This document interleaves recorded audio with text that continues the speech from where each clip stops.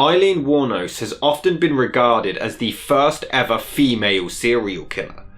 Although this isn't actually the case, she is most certainly the most infamous, with a story so tragic but also raised a lot of questions regarding the legal system and when the death penalty is actually justified.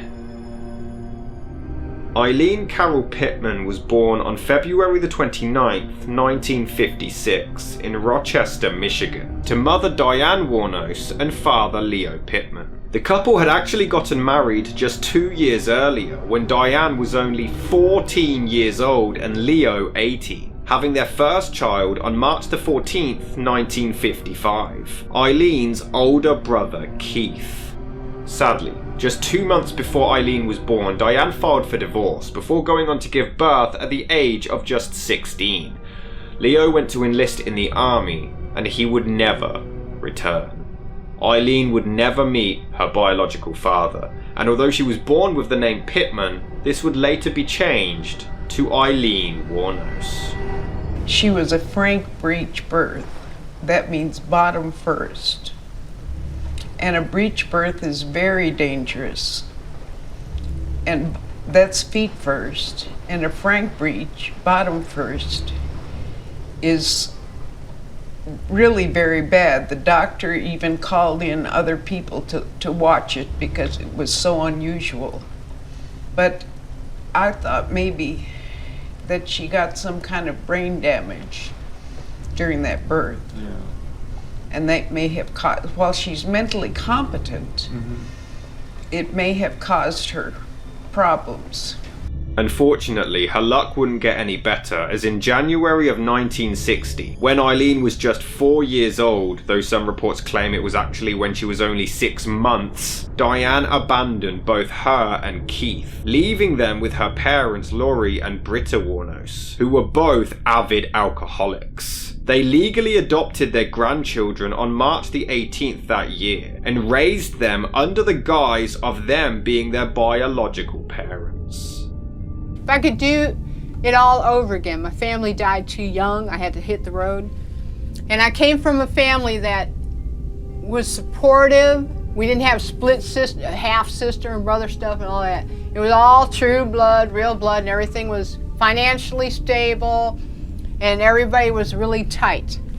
I would have became more than likely an outstanding citizen of America. She says that if she'd, come from a home that wasn't split, and because her father and me getting a divorce. She didn't say that.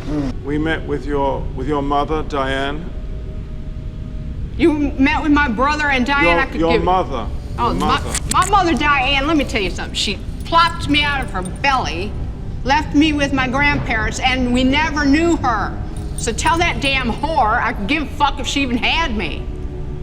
She had me and left to Texas. And my mom, my dad, Barry, Keith, Lori, all of us never saw her ever again, except at funerals. My mom's funeral, my dad's funeral, and my brother's funeral. And if she's at mine, probably be spitting on her. Care less. I don't give a damn about that whore. Well, she asked you. I don't know her. I never even knew her. She asked you for your forgiveness. She can go to hell. She doesn't have any of my forgiveness. I don't even know her, don't even want to know her. It was in 1967 when Eileen's biological father Leo was sentenced to life in prison for kidnapping and raping a 7-year-old girl before he was diagnosed with schizophrenia. And it was that same exact year when Aileen herself already began exchanging sexual activities for cigarettes, drugs and food, even engaging in such acts with her own brother, all at the age of 11. Lord Jesus, will you please forgive me for this? All my sexual sins I engaged in as a child. I was just heading over there to see who was there, and got up to the fort, and the door was kind of closed, so I, opened it up, and Keith and Mark had Aileen in there. What do you mean that they had Aileen in there? Well, they had her in there, and she was naked and what was happening? well, Keith was having sex with her.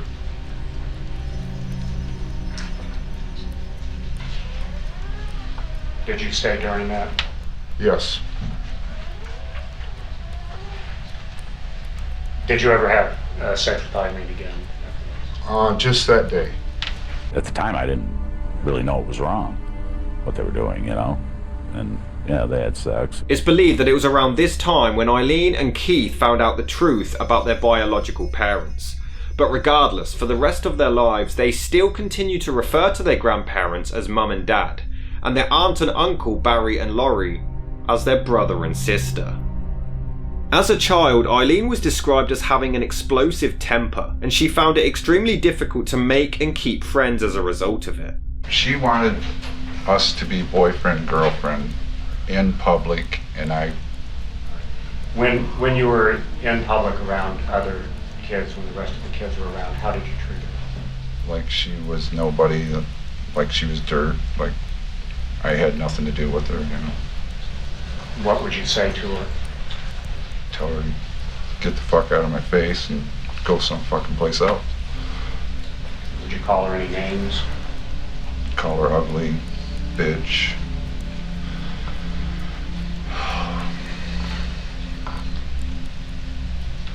If she were following along behind you, what would you do?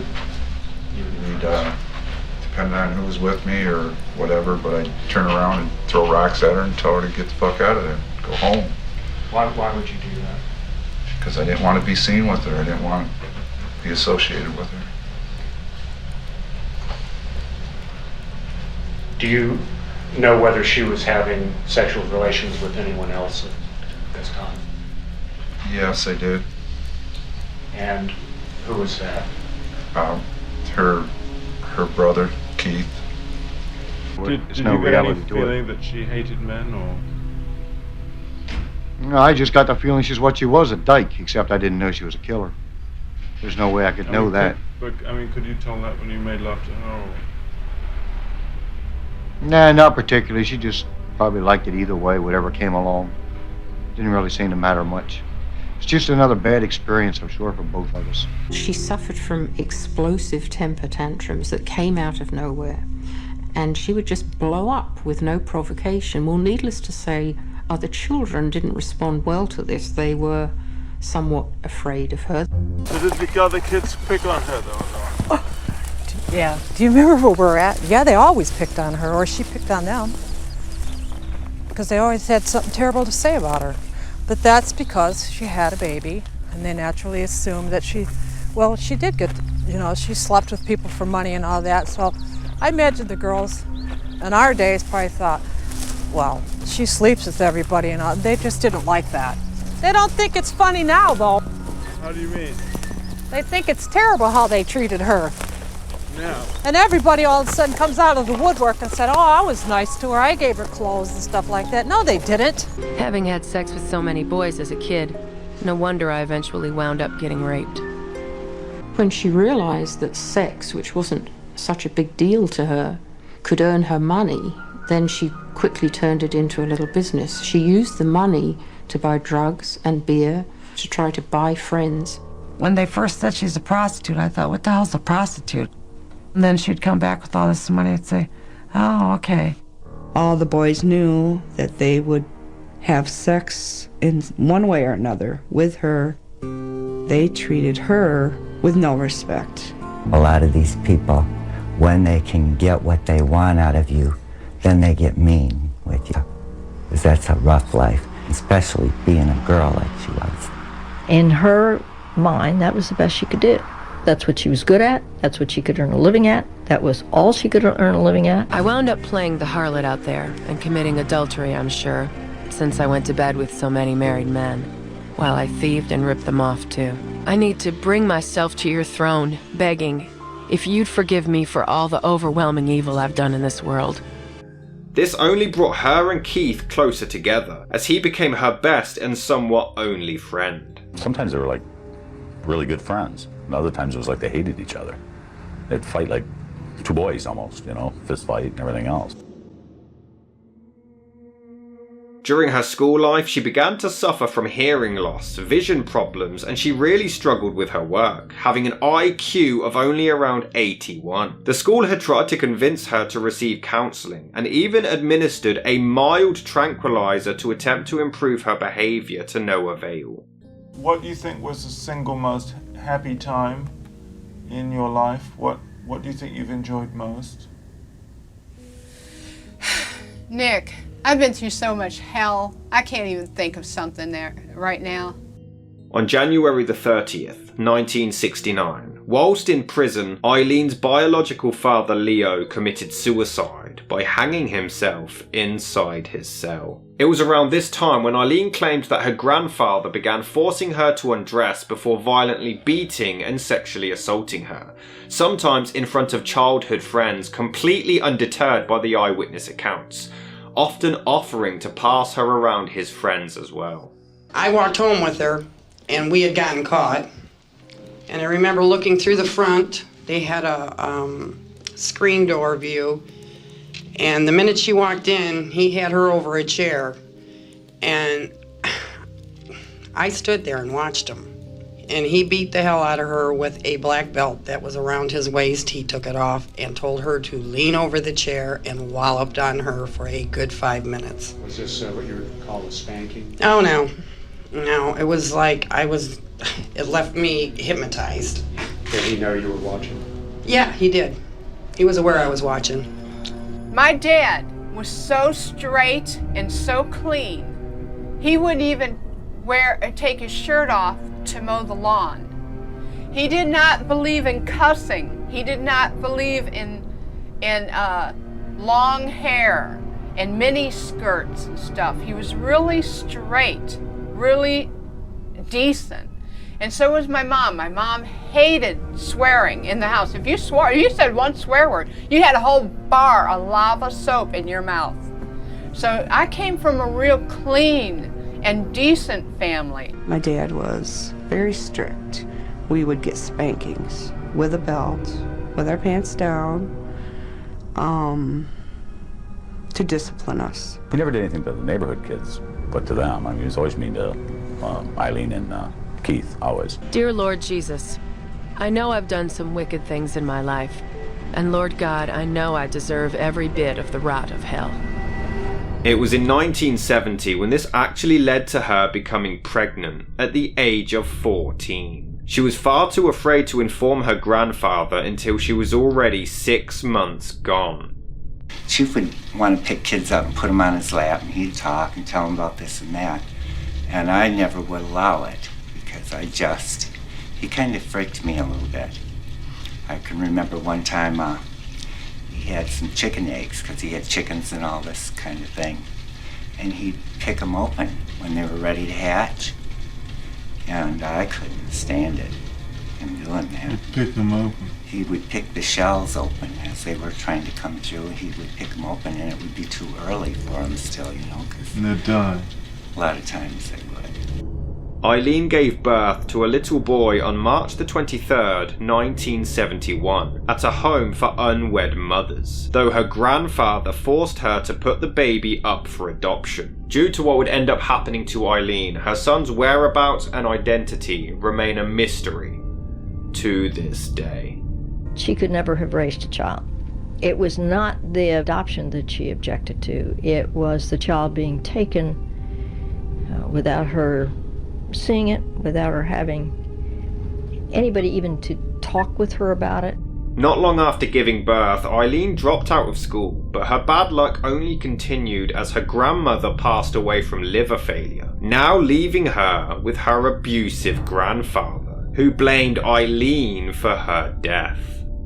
Without his wife to somewhat protect her, Aileen's grandfather kicked her out of the house at the age of just 15, threatening to kill her and her brother if they didn't leave. Keith was lucky enough to have had friends at the time, and he was able to stay at their house, but Aileen, on the other hand, had no such luxury. She began living in the woods and sleeping in the snow, prostituting herself just to try to survive financially. After my mom died, my dad got pissed. he's like, okay, this is the last straw. You know, I think you are the cause of Mom's death because she had physical problems because of all the stress and the pain and the suffering and everything. And what I'm going through as a wild kid is pissing him off. I mean, he thinks that killed her as well, induced her death, and so he's pissed off. He doesn't want me home anymore. Aileen used to have a fort back here, as a matter of fact. Fort? A fort. Oh, with Dennis? Yeah. So Aileen would just sleep rough? Mm-hmm. She'd either sleep in the cars or she would go around prostituting at night to keep warm, stuff like that. And hopefully she'd get a hotel. You know, some of these guys would say, we'll go get a hotel, and then she could get a shower. That's how she washed and stuff like that. Or she would go to that gas station up there, which is still there, by the way. But it must have been freezing in the winter. Well, it was for her. I didn't come out here in the winter, I'm sure. I don't think none of us did. Out here in the winter. Yeah, that's why she left. How did it feel like having to live in cars and in other people's It was living hell. That's why I went to Florida. Living hell? Yeah. Yeah.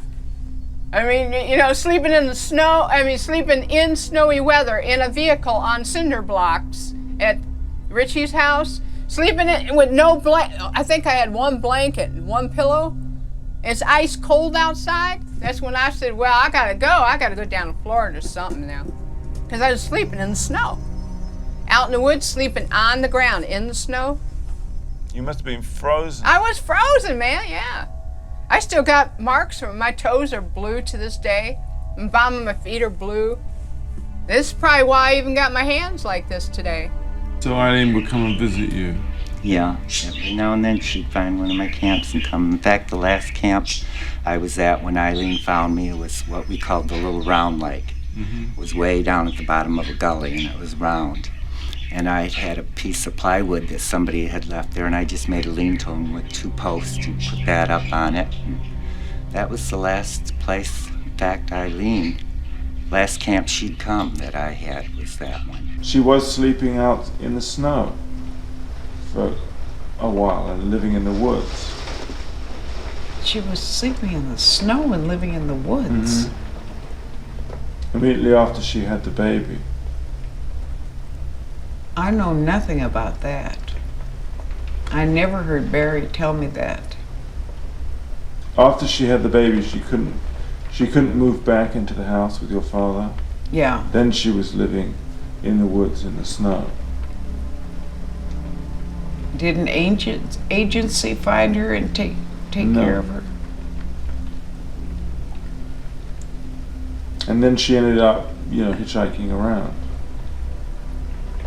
Which she liked. And at some point, it's unclear when, Eileen's grandfather would follow in Leo's footsteps, committing suicide in his garage.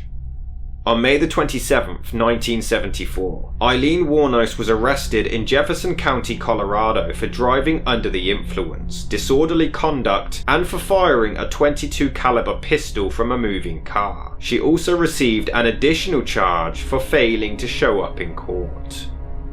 Lord, I hit the road at around 16, aimlessly everywhere but going nowhere.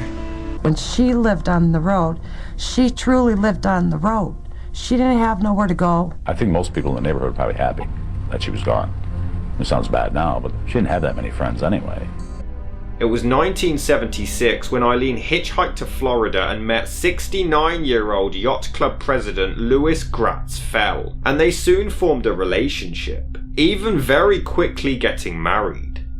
She married him so she wouldn't have to be on the road is all. He was pretty well off, and perhaps it was her best chance of some kind of normal life because he was spending money on her, but she was not able to curtail those outbursts and to behave like a normal person. However, she would continue to frequently involve herself in several altercations at their local bar, even spending a stint in jail for assault after attacking her own husband with his cane when he stopped giving her money to spend. Just a few weeks after getting married, Louis gained a restraining order against his own wife. After the separation, she returned to Michigan, but on July the 14th, 1976, she was arrested yet again at Bernie's Club in Mansalona after assaulting a bartender with a cue ball.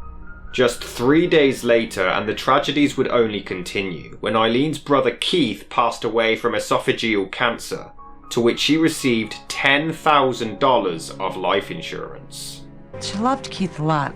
She was, of course, devastated. He was her ally, and for all the fighting that went on between them, he stood by her. He was loyal to her. After just 9 weeks of marriage, on July the 21st, Aileen had the entire thing completely annulled, and she and Louis Fell would never see each other again. In August, she was caught again driving under the influence, receiving a $105 fine, which she was easily able to pay with her inheritance money. She then spent the rest recklessly on luxurious items, including a brand new car which she ended up crashing not long after. With her constant financial difficulties and failed marriage, things weren't going great for Aileen. So much so, in 1978 she attempted suicide by shooting herself in the stomach, though she survived. Her list of crimes only continued on May the 20th, 1981, when, during a drunk frenzy, she was arrested yet again in Edgewater, Florida, for the armed robbery of a convenience store, where she stole $35 and 2 packets of cigarettes. By May the 4th the following year, she was sentenced to 3 years in prison, but would be released just a little over a year later on June the 30th, 1983. Her time inside clearly didn't rehabilitate her, however, as on May the 1st the following year, she was arrested yet again for attempting to use forged checks at a bank in Key West, Florida. On November the 30th, Aileen was then named as a suspect in the theft of a revolver and some ammunition in Pasco County, Florida. On January the 4th, 1986, Aileen was arrested yet again in Miami for car theft, and then resisting arrest and obstruction of justice, as she tried to pass off her aunt's ID as her own. But not only was the car stolen, officers also found a .38 caliber revolver and a box of ammunition hidden inside. On June the 2nd that year, she was detained after a male companion accused her of pulling a gun on him in his car and demanding $200. She was also carrying spare ammunition and a .22 caliber pistol. It was that same year when Aileen met 24-year-old Tyra Moore, a motel maid at a Daytona Beach gay bar known as Zodiac, and the two quickly formed a relationship, moving in together, with Aileen using prostitution to financially support the two of them. I became a lesbian around 28, and all of it would get me in a world of trouble. They weren't invented or whatever. There was no gay people. Well, what were they all doing? They weren't gay. There was no such thing as gay. They were in the closet. No, they weren't. There was no such thing. I don't remember a person at school gay. I didn't hear this gay stuff till 10 years ago. Well, maybe 15. It's just now starting to be acceptable. She was in there alone. I was in there alone. We started a conversation, and she went home with me that night. They shut the bedroom door, and they stayed in the bedroom for an entire weekend and didn't emerge, really, except for to grab some food. So from then on, they became inseparable. I met her in a bar. And did there come a point in time in your life that you and she formed a relationship? Yes, we did. How long did that relationship last? About 4.5 years. And could you describe the relationship to us in regards to your living arrangements, your working arrangements, things of that nature? Well, we lived as lovers, and I worked quite a bit, and she worked as a prostitute. So you were very close? Yeah, we're. All right. And I still miss her, and I still love her,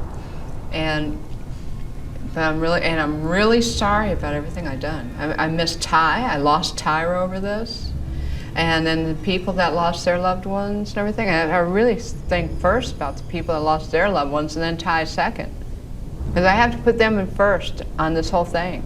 I'm really sorry for That was the anchor Aileen had been looking for. I don't know that she was gay. I think maybe she turned herself that way just to see if that way of life would work for her. She loved you, didn't she? Yes. She said she'd do anything for you, didn't she? Yes, she did. And she said this to you on numerous occasions. Correct. She even said she'd die for you, didn't she, Pat? Yes. And she said that over and over again, didn't she? I'm sure she said it more than once. Aileen is so desperate in her life to be loved by somebody. Nobody's ever unconditionally loved her back, and she was just trying to hold on to that. She was very sweet when she was sober, but when she was drinking, she was more outgoing and liked to talk abusive to me more. I mean, it seems like that's when we fought more, was when she was drinking. Had you ever seen her when she was drinking become aggressive towards another person? No. On July the 4th, 1987, she was once again detained by Daytona Beach police at a bar after she was accused of assault and battery with a beer bottle. However, on March the 12th the following year, the tables soon turned as Aileen Wuornos accused a Daytona Beach bus driver of assault, claiming that they had a confrontation and he pushed her off the bus, citing Tyra Moore as a viable witness to the incident. No, I don't ever remember seeing her fight with anybody, no. I'd meet Ty, who'd influenced me into such an experience, as I'd then wind up smoking, drinking, and cussing more than I've ever done before, just heading further in evil. There was numerous times that her and I would go to a grocery store and somebody would look at her wrong and she would just like fly off the handle at them. Like, you know, what are you looking at me for? And it was very embarrassing a lot of times. I completely lost it, Lord. Hypnotically entranced in our companionship, so deeply lost in its same-sex relationship, causing me then to do the unthinkable. I carried the gun for protection, but then I got where I was getting a real problem, and our rent was due, $1,200 behind. Tyra was doing a lot of beer drinking and stuff. She wanted to go out all the time, so she was burning up the money I was making. I was making good, about $200-300 a day, sometimes But did she, 150. and did she know what you were doing? Oh yeah, Ty always knew everything I was doing. Once I found out she was prostituting, I tried everything I could to have her stop doing that. Because for one, it's not safe. And that I did care about her. But she never gave it up. On November the 30th, 1989, 51-year-old electronics store owner Richard Charles Mallory picked up Aileen in Clearwater for sexual services, and they drove to an abandoned area together. Unbeknownst to her at the time, Richard had previously been convicted of attempted rape in Maryland. Aileen then claimed that his whole demeanor completely changed, and he proceeded to beat, rape, and sodomize her, leading to Aileen reaching for her gun and killing him in self-defense. And he said, "It doesn't matter to me. Your body will still be warm for my huge cock." And he said, he was choking me and I was holding it like this. And he said, "Do you want to die, slut?" And I just nodded no. And then he said, "Are you gonna listen to everything I've got to say? Have you do?" And I just nodded yes. Then what happened? Takes the Visine and he lifts up my legs and he puts what turns out to be rubbing alcohol in the Visine bottle, and he sticks some up my rectum area. And that really hurt really bad because he tore me up for a while. And he put some in my vagina, which really hurt bad. And then he walked around back to driver's seat side and he pulled my nose open like this. Pulled them open and he squirted rubbing alcohol down my nose. And he said, "I'm saving your eyes for the grand finale." And he put the Visine back on the dash. And I spit in his face. And he said, "You're a dead bitch, you're dead." And he's wiping his eyes. And I laid down real quick and I grabbed my bag. And he was starting to come for me when I grabbed my bag and whipped my pistol out toward him. And he was coming toward me with his right arm, I believe, and I shot immediately, and I think I shot twice, as fast as I could. She really was doing her best acting job. She tried to appear to be a sweet, innocent lady from time to time, and other times she would lapse back into a pretty tough woman. Her actions, coupled with her words, just made her unbelievable. Aileen immediately informed her girlfriend that she had just murdered a man, but Tyra didn't believe her and pressed no further questions. She had told me that she had killed someone, and I didn't believe her because of the way she talked about it. I didn't think she had it in her, really. We were sitting on the floor watching TV, and she just come out and said, "I have something to tell you." And I asked her what, and she said that she had shot and killed a man that day. Did you say anything to her when she told you that? And I didn't want to believe it. I was probably in awe. Did you say anything to her? Like, I don't believe you, or what? I don't want to use vulgarity. Shitting me. I mean, what's going on here? I'm sure I probably replied something. I don't believe I asked her any questions about it. I might have replied something like, "I don't believe you," or something along that line. Did she say anything else at that point? Later she was telling me that she had put the body in the woods under a piece of rug, and that she had dropped the car off up in Ormond Beach around John Anderson Drive. I thought at that time that, okay, she has all the frustration out of her system for whatever reason she hated society, that she'll be okay.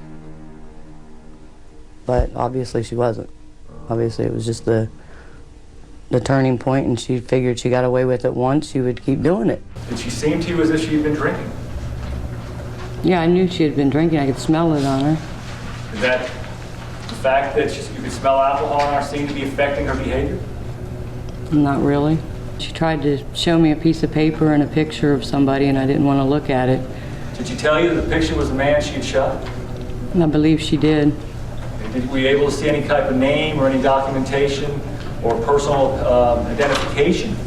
I remember seeing the name Richard on a piece of paper that she was going through. On December the 2nd, Richard Mallory's abandoned vehicle was discovered, and on the 13th, his body was found miles away in a wooded area. He had been shot several times, and 2 bullets were found in his left lung.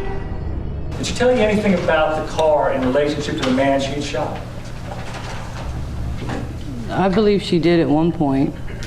Was it your understanding, based upon what she was telling you, that it had been the man that had gotten shot, whose car you guys had been in that day? Yes, it was. Did she tell you anything about why she shot the man? No. It's unclear when the next victims were murdered, but on May the 19th, 1990, 47-year-old construction worker David Andrew Spears was declared missing. And on May the 31st, 40-year-old part-time rodeo worker Charles Edmund Cascadden also disappeared. On June the 1st, the naked body of Spears was discovered along US 19 in Citrus County, having been shot 6 times by a .22 caliber pistol.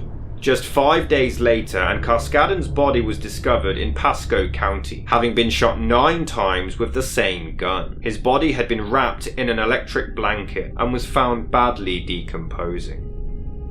She would either find her victims when she picked them up as a John, or she would stand by abandoned cars on the side of the road, and motorists would stop and pull over thinking that she was female in distress. I was afraid of her after a while, that if I tried to leave, that she would, do something. Had you ever seen her with a gun? Yes. Did she tell you why she'd gotten the gun? She said it was for her protection, because she hitchhiked. It seemed like I was all she had. And I felt if I left, she wouldn't have anything. She really felt under threat, big time, that Tyra might leave her and that she would be all on her own again. And she couldn't allow that to happen. And now I know I'm in big with you, Lord. Real big, as I sit here with 7 deaths over my head. Unfortunately, Eileen's luck was running out, as she had been spotted in the possession of Cascadden's car, as well as being caught pawning off a gun that also belonged to him. The cops knew who I was. After Richard Mallory died, I left prints everywhere, and they covered it up. and let me kill the rest of those guys to turn me into a serial killer. I know they did, because I was no professional serial killer or anything, or murderer, or whatever you want to call it, you know.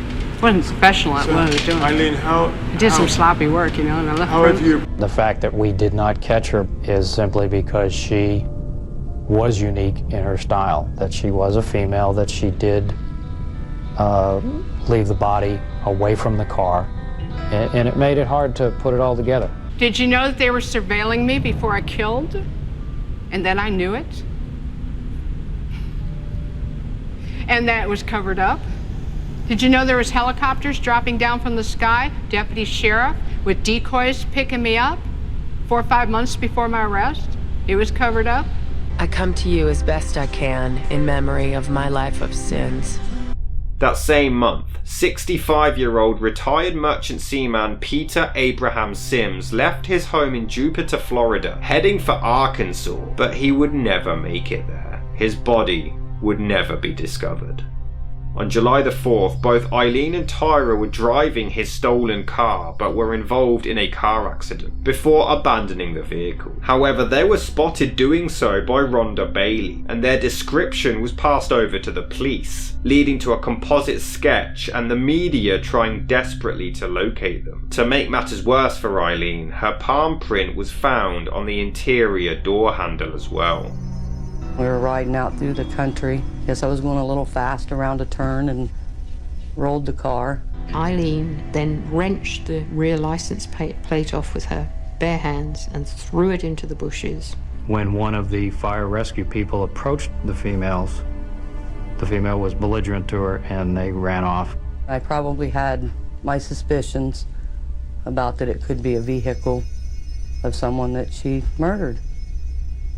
But I never questioned her about it because, like I said, you don't want to make her mad. A drawing was done at that time of the two of them. The police were trying to weigh the benefits of getting the drawings out there against the fear that it would tip off the women and they would run. So they were in one local paper and that was it. When the composites are put in the newspaper, we start getting a lot of calls from the Daytona Beach area, from the Port Orange area, indicating that they were seen. It would only continue when several belongings of the victims were discovered in numerous pawn shops, and Aileen's fingerprint was found on one of the receipts due to her criminal record in Florida. Aileen Wuornos was now officially identified. Did Ms. Wuornos have any articles at that time, that evening, that were not something that you had seen before? Yes. Can you describe for the jury how you noticed that, you made that observation? Well, I knew that they didn't belong to us. On July the 31st, 1990, 50-year-old sausage salesman Troy Eugene Burris was reported missing, and 4 days later his body was found in a wooded area along State Road 19 in Marion County, having been shot twice. On September the 11th that same year, 56-year-old retired U.S. Air Force Major, former state child abuse investigator and former chief of police Charles Dick Humphreys disappeared, and his body was found the next day in Marion County. He was fully clothed but had been shot several times in the head and torso, with his abandoned car being found in Suwannee County. On November the 19th, 1990, the body of 62-year-old trucker, security guard and reserve police officer Walter Gino Antonio was found nearly entirely naked near a remote logging road in Dixie County, having been shot 4 times. His car was also discovered abandoned in Brevard County 5 days later. At some point during the end of 1990, Tyra had become suspicious of her girlfriend, possibly even figuring out what she had been doing. But one day, around November, she actually left her and went to live with her family. Aileen Wuornos was once again entirely alone. And nearly a year later, you decided to leave. Correct. And that was after you had seen a composite drawing on television. Is that true? Yes. And that was after you had seen a composite drawing, which you assumed was you. Correct. And you thought you were a suspect, didn't you? I really don't know what I thought at that time. I know I was scared. You were scared you might be arrested, weren't you? Because I knew I was driving the car when it happened, when I wrecked it. I knew I had nothing to do with any of this, and I had to leave. It's like I have to get away from her. You know, she's not going to ruin my life. Aileen was on her own, desolate. She didn't know the game was up, but she was out of steam, she was out of money, she was out of energy, she was out of strength, she was heartbroken because Tyra had left her. Lee Wuornos was charged with the murder, and Tyria Moore was not charged with anything, but she was made a state's witness, and she was working with these fellow officers on obtaining movie rights. It was on January the 9th, 1991, when Aileen was finally located and apprehended at the Last Resort Biker Bar in Volusia County. Tyra Moore was found the next day over in Pittston, Pennsylvania. However, she maintained her innocence and offered to get a full confession out of Aileen to spare herself any prosecution. Well, I was very cooperative. Anything I knew, I told them. I knew I didn't have anything to hide, because I knew I was nowhere around her when she did any of this. We really had no evidence that she was knowingly participating in the robberies or the killings. She was sent back to Florida and put up in a motel under complete police surveillance, writing a letter to Aileen and making several phone calls to try to get a confession out of her. And it worked. Hey, Ty? Yeah. What are you doing? Nothing. What the hell are you doing? Nothing. I'm sitting here in jail. Yeah, it's what I heard. The law enforcement officers wanted you to contact Lee, didn't they? Yes, they did. They wanted you to write her a letter Correct. so that she would call you. Correct. And they asked you to write a note and kind of told you the kind of things to put in it, right? Objection, Your Honor. Let's go. Judge, answer it if you can. I really don't remember if they told me what to write or if they just gave me the basic information on tell her to call you and give her the number. But they didn't sit down and say write these exact words. Right, you wrote the note. Right. I wanted to know where she was going with it. Or is she going to try to pin this on me? Or is she going to, you know, confess? I knew I was doing the right thing. The one thing I am sorry about that is I never did go to the police after the first one, because maybe the other 6 would still be alive. She then tried to come up with it was a mistake. Correct. There's been officials up at my parents' house asking some questions. Uh-oh. And I'm getting scared. I think what happened, there was pictures in the newspaper. Mm-hmm. And it was a case of mistaken identity. All a big mistake. Isn't that what you told me? It was all mistake, a case of mistaken identity. Your Honor, I object to the constant bleeding. What did she tell you about what it was when she was talking about a mistake? She said it was a mistaken identity, that they had the wrong person. Did she tell you what she would do to the authorities if they couldn't come up with some evidence to tie her into it?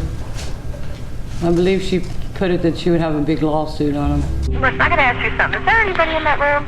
No, just me. What? What? Is there anybody in your room? No. When she did call, the officers that were in the room, they were recording those phone calls, weren't they? Yes, they were. Of course, they were doing that with your permission. Correct. You had signed a little statement saying they had permission to do Correct. Hello? Hi. Yes. Yes. Hi. Hey. Yeah, I had to call you early because I didn't know if you were going to leave today or what. I don't... What the hell's going on, Lee? They've called. They've been up to my parents again.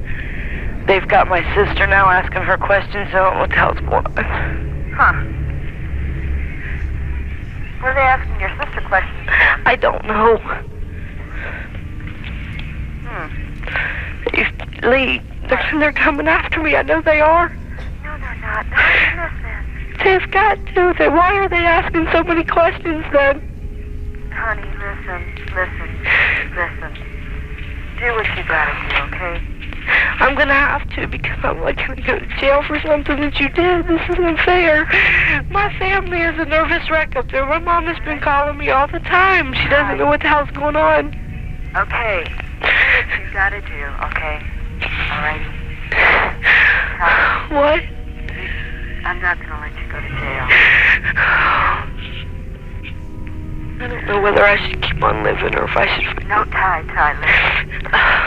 And what if they don't believe me?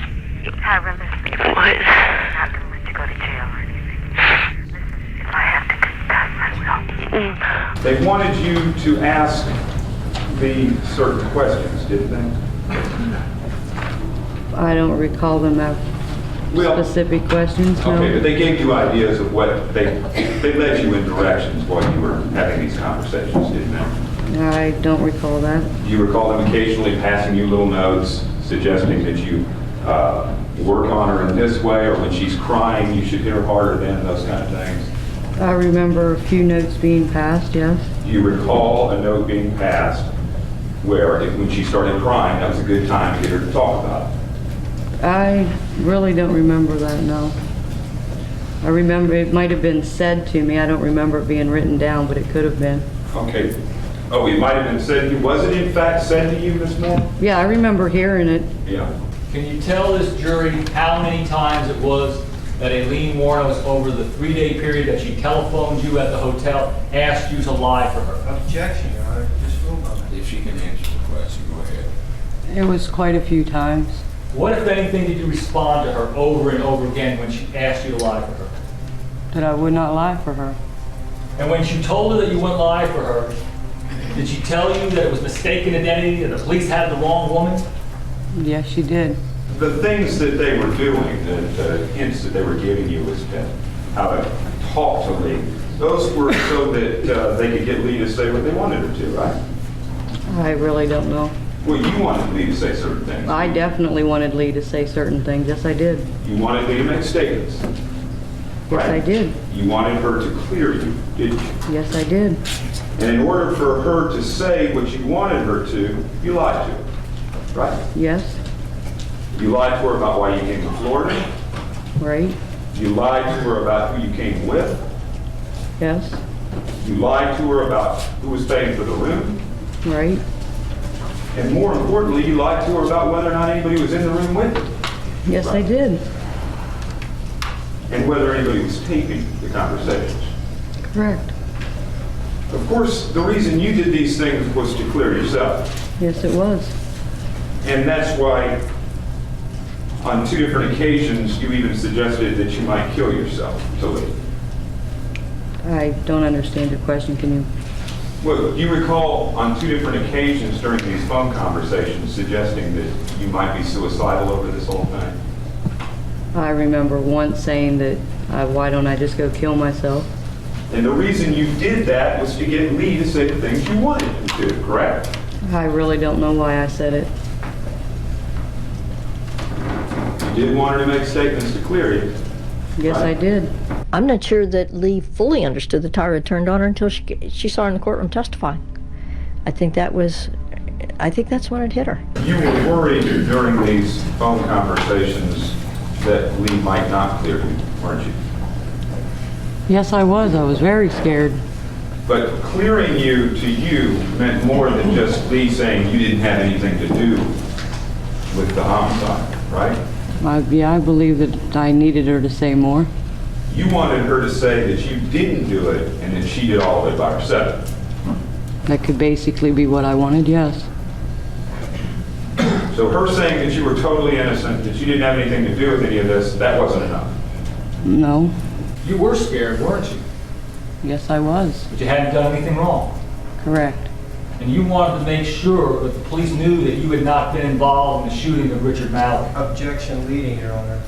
Rephrase your question. What did you want the police to know about what you knew about Richard Mallory's shooting?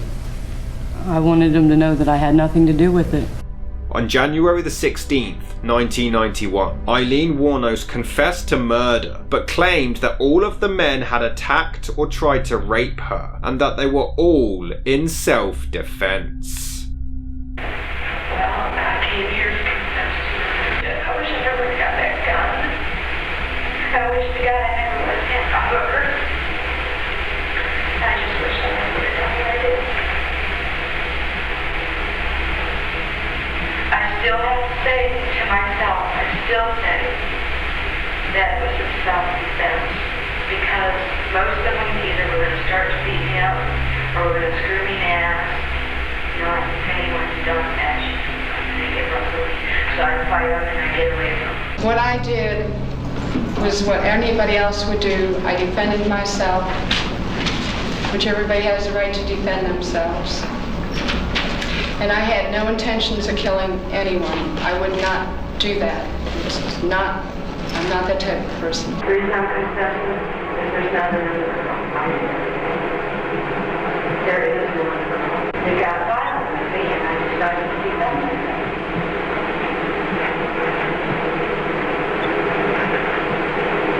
And I wasn't going to let them beat the shit out of Tony either. Despite Tyra's actions, Aileen still maintained that her love for her was love beyond imaginable, and that no earthly words can describe how she felt about Tyra. During her wait for trial, 44-year-old born-again Christian Arlene Prally saw Aileen's story in the newspaper, and after having a dream in which she was told by Jesus to take care of her, she wanted to reach out. Unfortunately, she was disallowed visitation as she wasn't a family member, leading to her legally adopting Wuornos instead.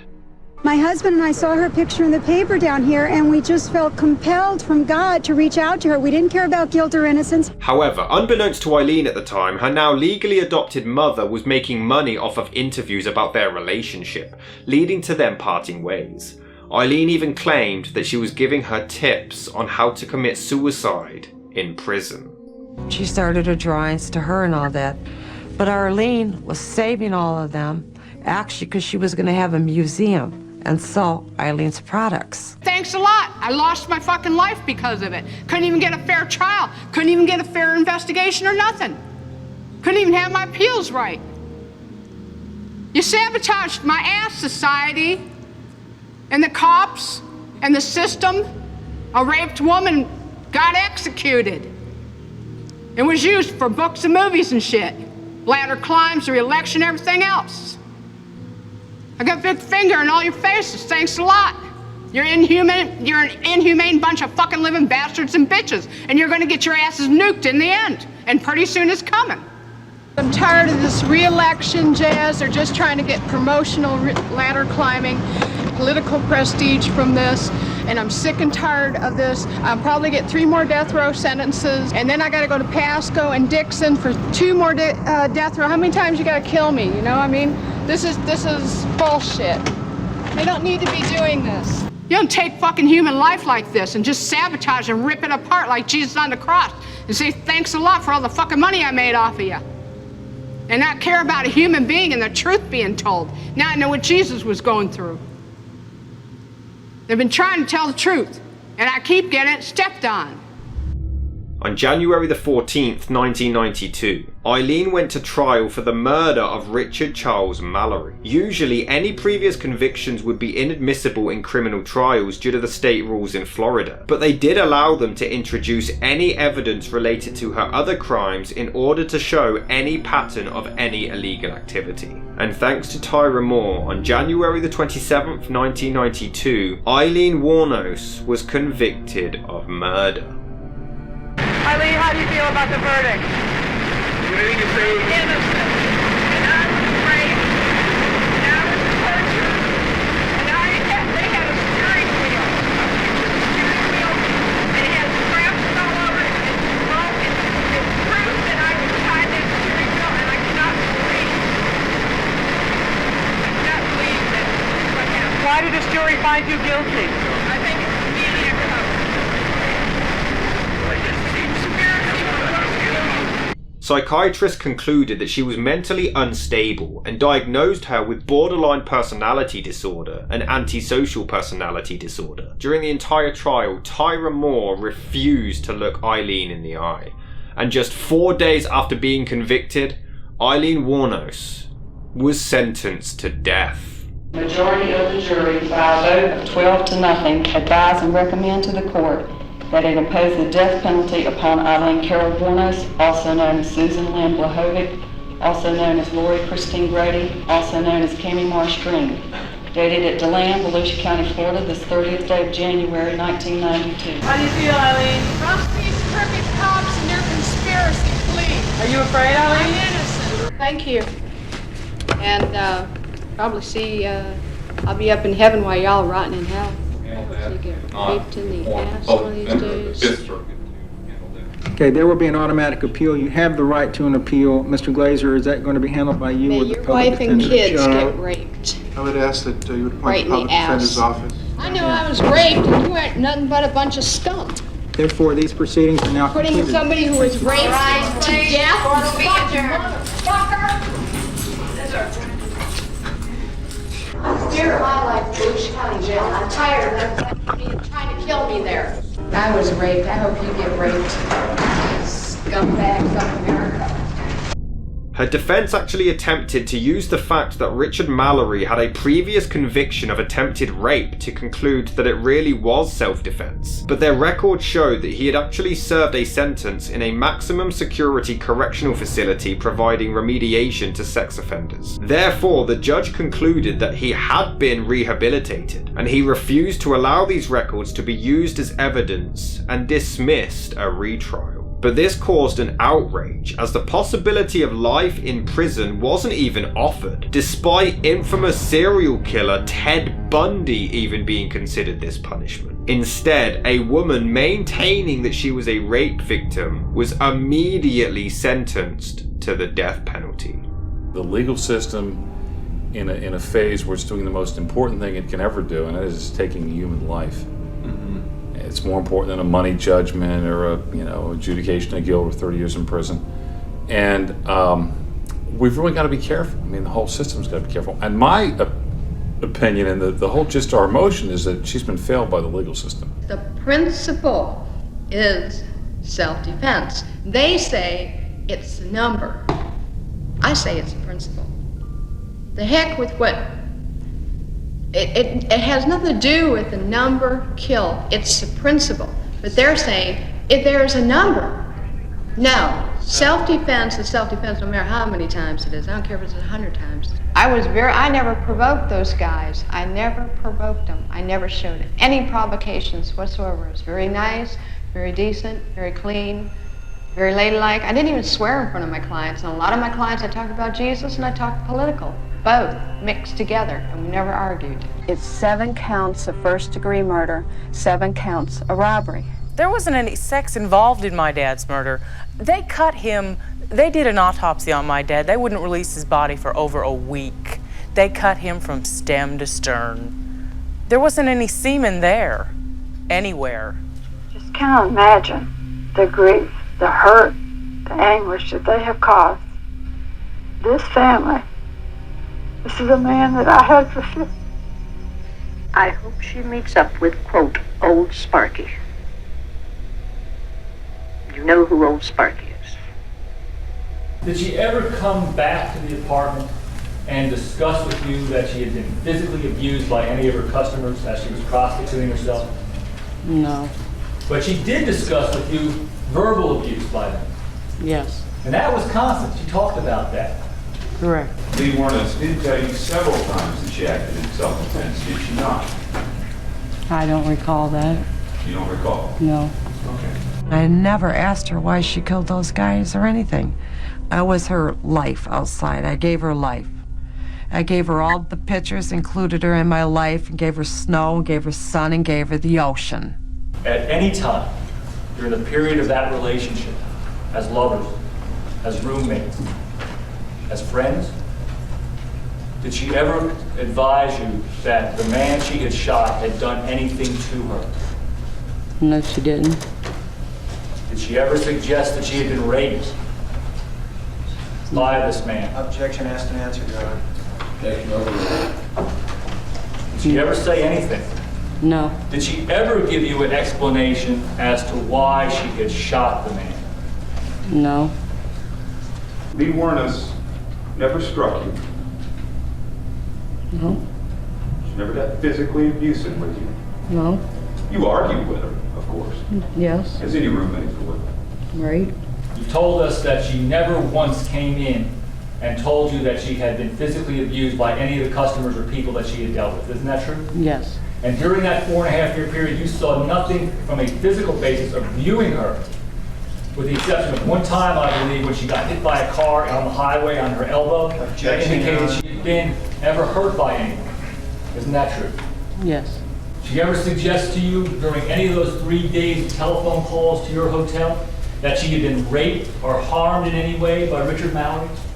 No, she didn't. Did she ever suggest anything other than she wanted you to lie for her and that it was mistaken identity? That Richard Mallory had done anything to provoke an attack by her on him? Objection, Your Honor. Did she, ma'am? No.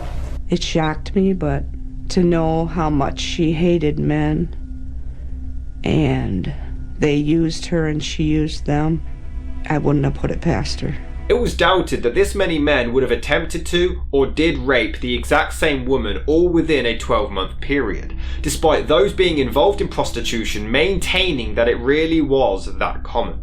On March the 31st, 1992, Aileen pleaded no contest to the additional murders of Humphreys, Burris and Spears, and claimed that, "I want to get right with God. I wanted to confess to you that Richard Mallory did violently rape me as I've told you, but these others did not. They only began to start to."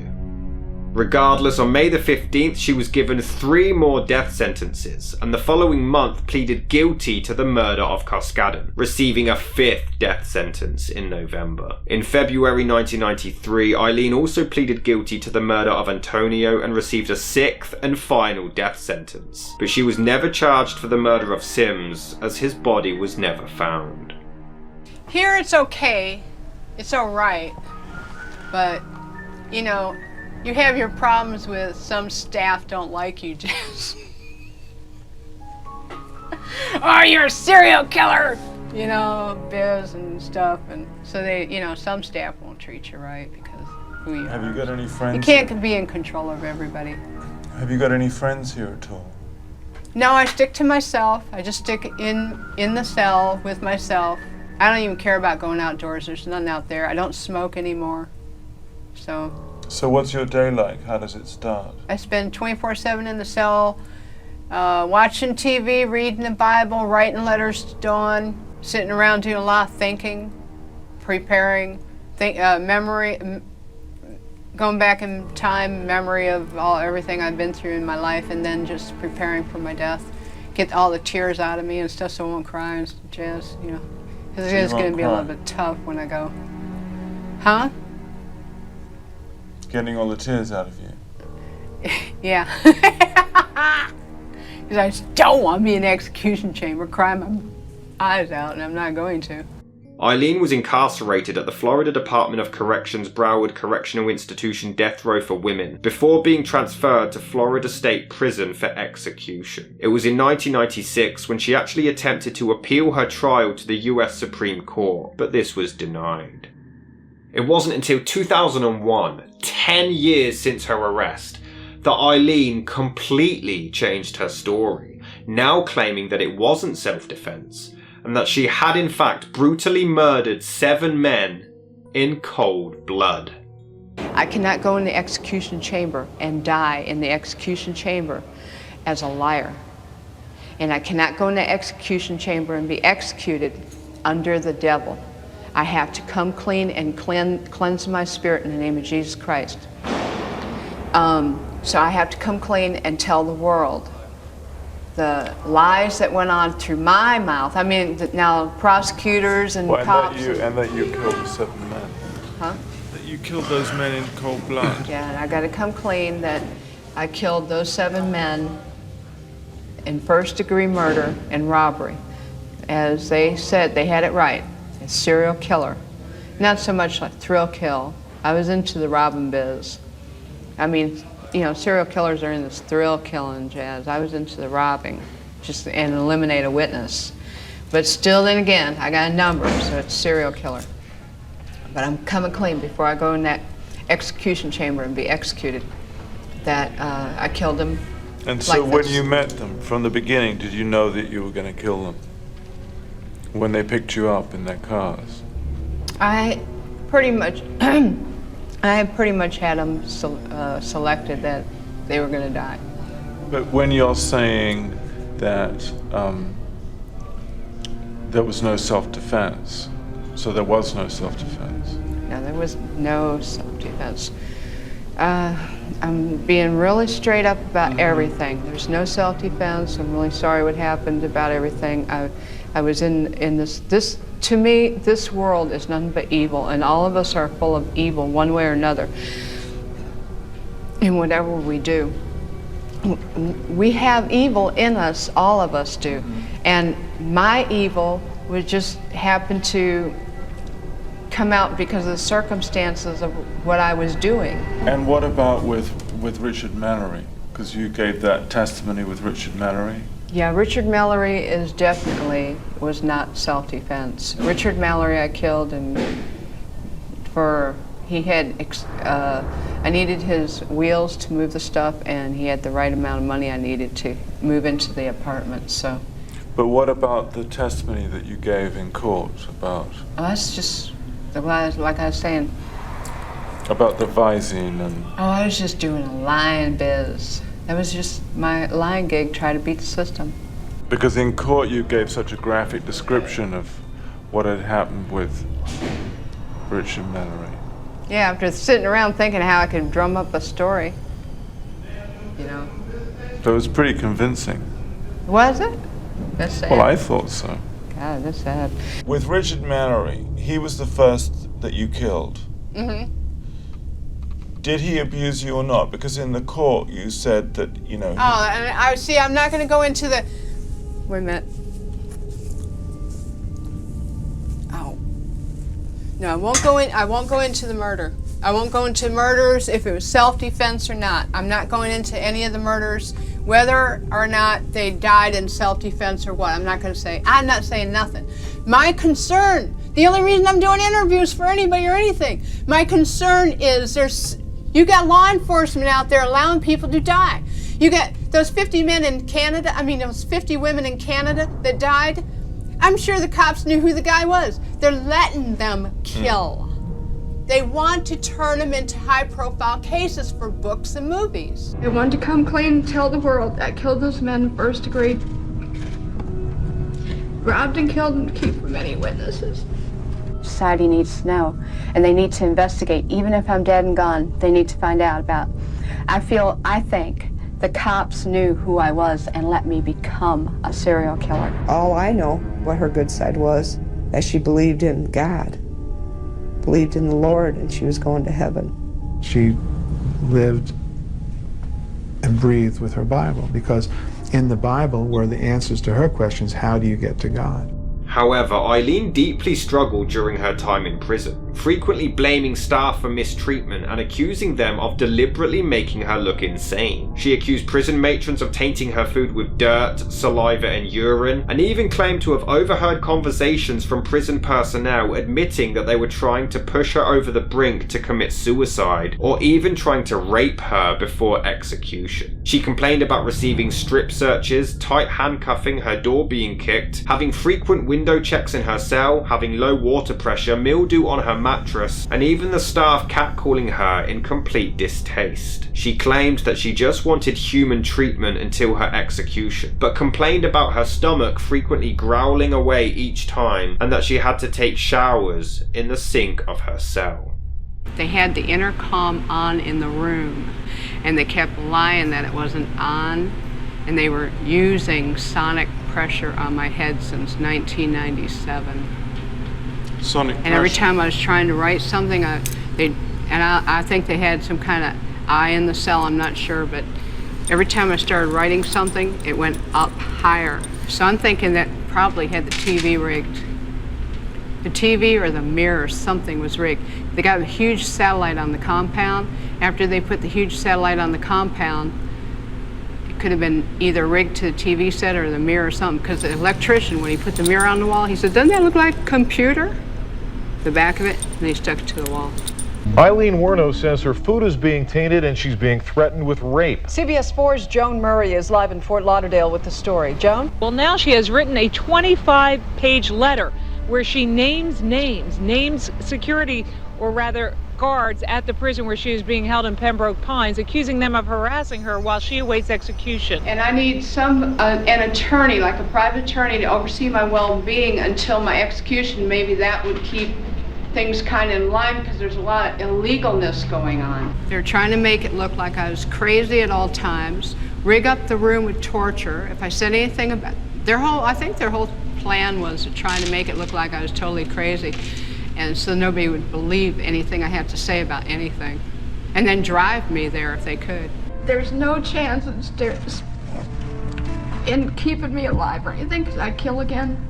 I have hate crawling through my system. I gotta wait for my execution. I want to get in the fucking chamber tomorrow and leave. And then they play, since I waved off, I've had nothing but psychological and physical fucking problems playing with it because I'm on hold with my execution. I'm so fucking mad I can't see straight. And they're just daring me to kill again. They got me pissed. United States Supreme Court, you fucking, I'm telling you, man, you motherfuckers keep fucking with my goddamn execution, there's gonna be bloodshed. I'm sick of this. And it's not that you just decided that you wanted to die and you wanted to get it over and done with, that you changed your story. No, the reason is it's serious. There's no way, and nobody should go in that execution chamber dying on a hope for a lie and even by the second make it out of this thing on a lie. But I heard, that you just couldn't stand being on death row after 12 years. Nick, this is the last time I'm gonna say it. You have to kill Aileen Wuornos because she'll kill again. I suffered so bad. I was really struggling to survive. Had a lot of trays that were attempted murder and everything. I had to wash all my food off. And then one day I didn't wash my food off and I was sick for 3 weeks, almost died. It's believed that she only changed her story because she truly wanted to die, and she didn't want the execution to be delayed any further. In a documentary filmed by Nick Broomfield, she believed that the cameras had stopped rolling before Aileen let him in on a little secret. I'd never be able to handle it, so I'm going for the death. I have to, because they're too evil. They're too evil to people incarcerated. And they're too evil on the cases.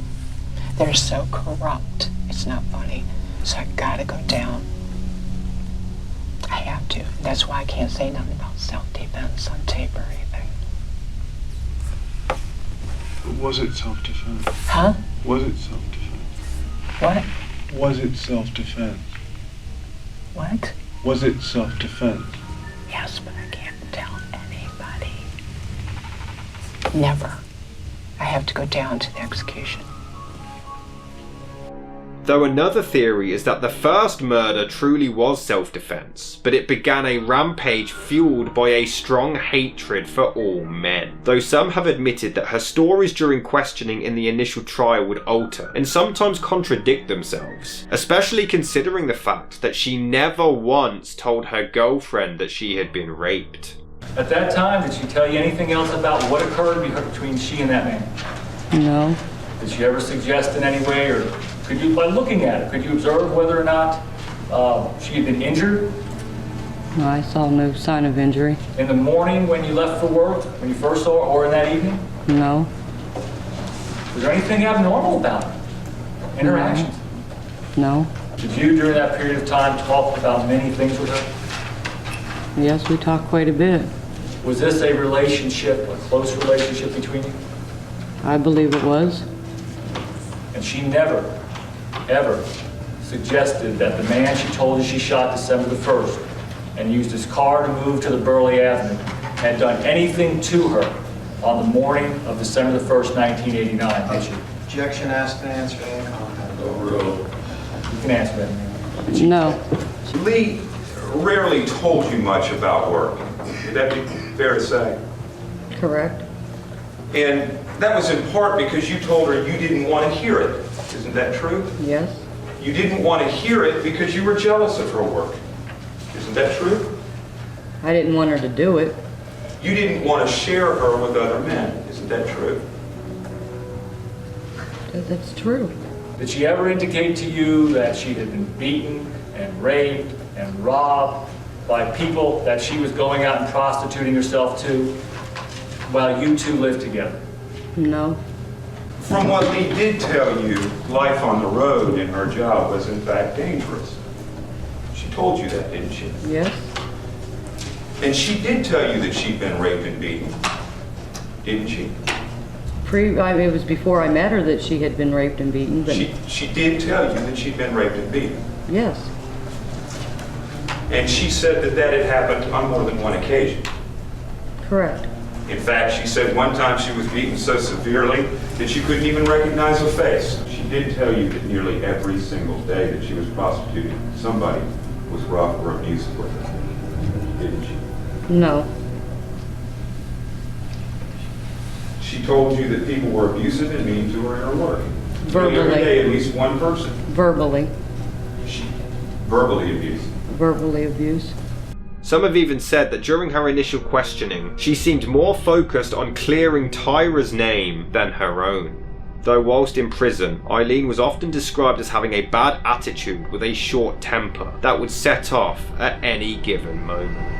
But nonetheless, Nobody ever asked me these questions. Whether the cops were following you or not, Aileen. Oh, whether the cops are following me or not, Aileen, what? Let's say the cops were following you. Yeah. Let's say they were following you and they did everything that you're saying they did.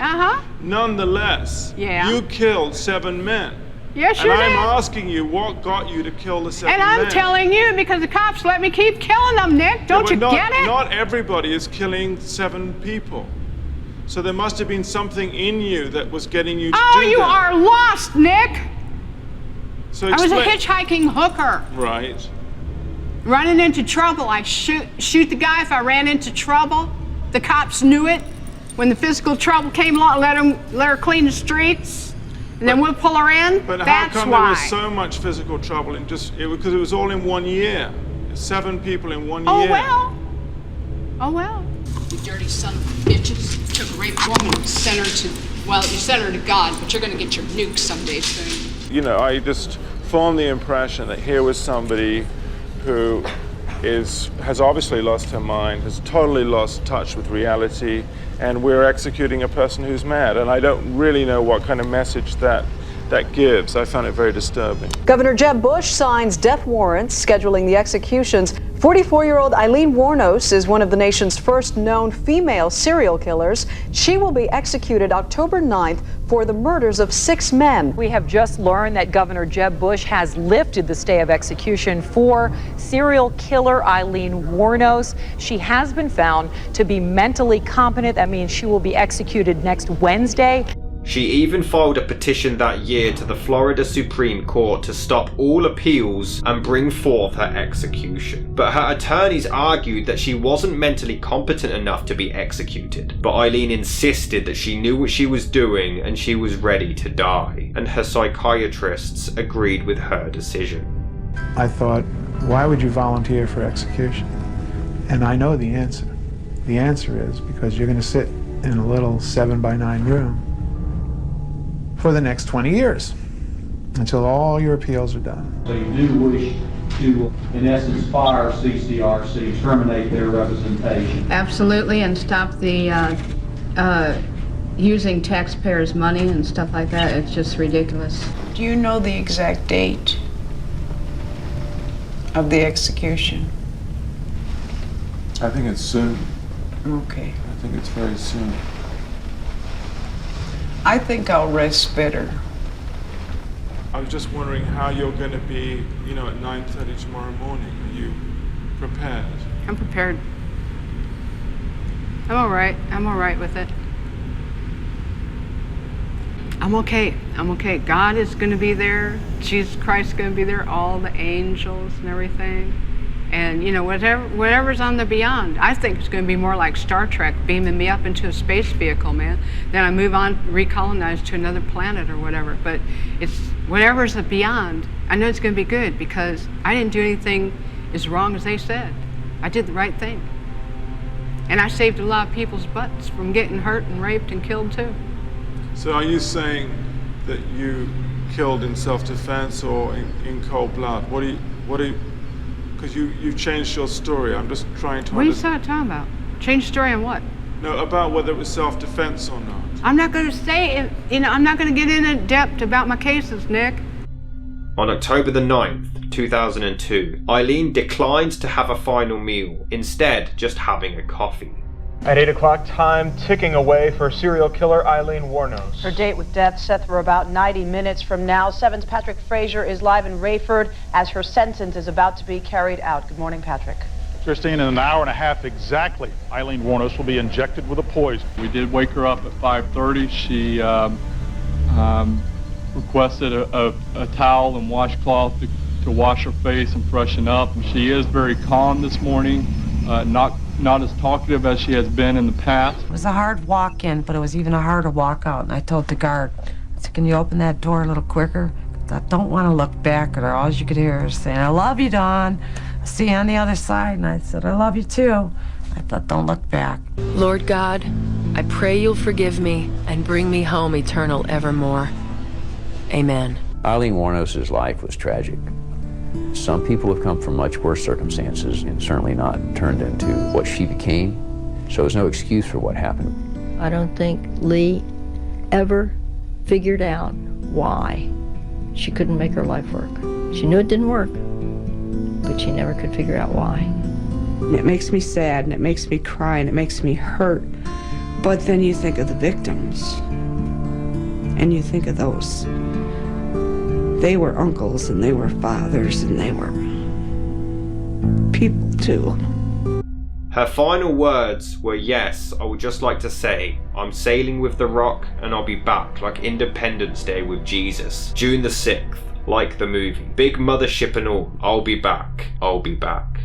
That was her way of talking about God. Plus it baffled the world, didn't it? She got the last word.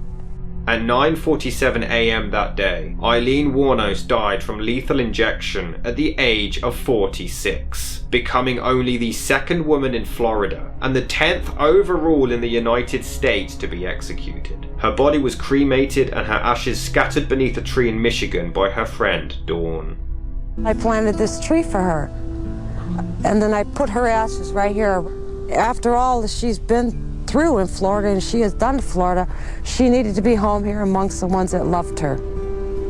And that's where she is. The song Carnival by Natalie Merchant was played at her funeral at Aileen's request, as she had listened to it frequently on death row. Merchant herself actually found out about this and gave Nick Broomfield permission to use the song in the closing credits of his documentary.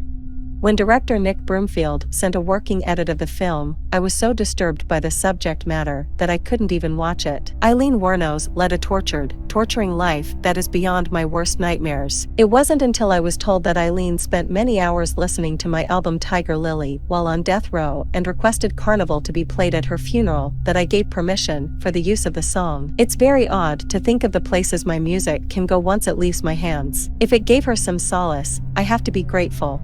I think this anger developed inside her, and she was working as a prostitute. I think she had a lot of awful encounters on the roads, and I think this anger just spilled out from inside her and finally exploded into incredible violence. That was her way of surviving. I think Aileen really believed that she had killed in self-defense. I think someone who's deeply psychotic can't really tell the difference between something that is life-threatening and something that is a minor disagreement that you could say something that she didn't agree with. She would get into a screaming black temper about it, and I think that's what had caused these things to happen. And at the same time, when she wasn't in those extreme moods, there was an incredible humanity in her.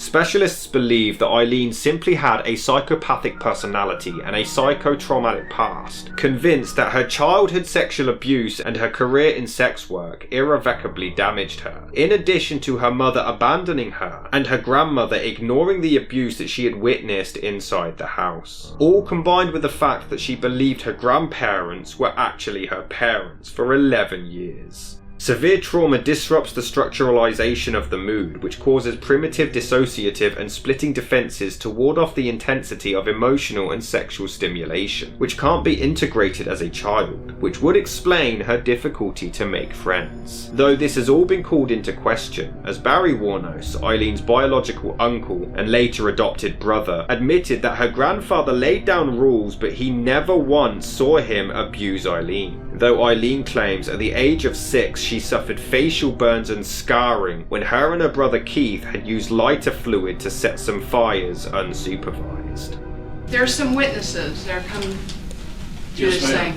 And I've already told my attorneys on numerous occasions These people did not grow up with me at all. They lived in the neighborhood, but they didn't really associate with me, my brother, my sister, and everybody else. Here's the only thing. The attorney can call them, but he can't put on anyone he thinks is committing perjury. That's unethical for him to do that. If he thinks they're lying, if he knows that they're lying, he can't put them on. I just wanted to remark that I need to take a polygraph on what they're saying because there's too much perjury. All right. But if we were to rule out her traumatic and abusive upbringing being the root cause of such a ruthless rampage, and if we were to assume this wasn't self-defense and just a cold-blooded string of attacks, we're only left seeking answers.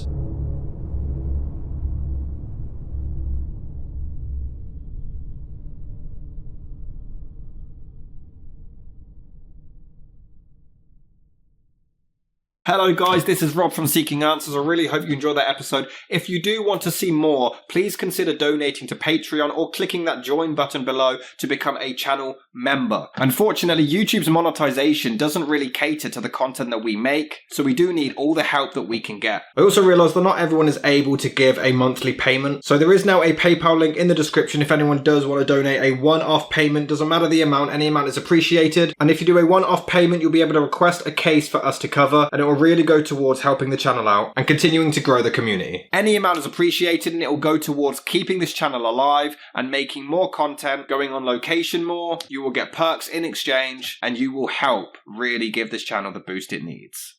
Thank you for all of your support and tune in next week for another video.